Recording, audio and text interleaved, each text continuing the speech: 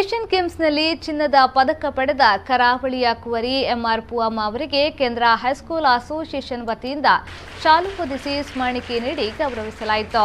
ನಗರದ ಕೇಂದ್ರ ಹೈಸ್ಕೂಲ್ ಸಭಾಂಗಣದಲ್ಲಿ ಈ ಸನ್ಮಾನ ಕಾರ್ಯಕ್ರಮ ಜರುಗಿತು.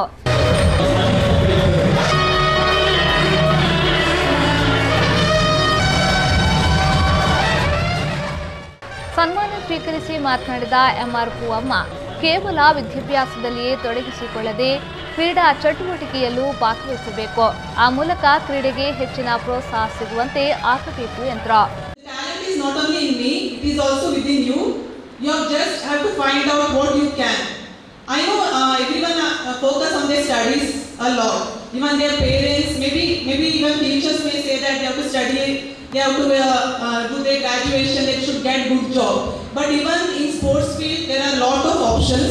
When we used to do sports in previous time, there were no lot of support from the government or any other institutions. But compared to the before years, now we have really come up with a good development. There are a lot of options like maybe the Khelo India. So you all should take any other extracurricular activities, not only sports, maybe singing, dancing.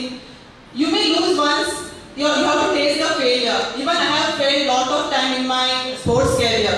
It doesn't mean it is end of our life. It is the next stepping stone for us.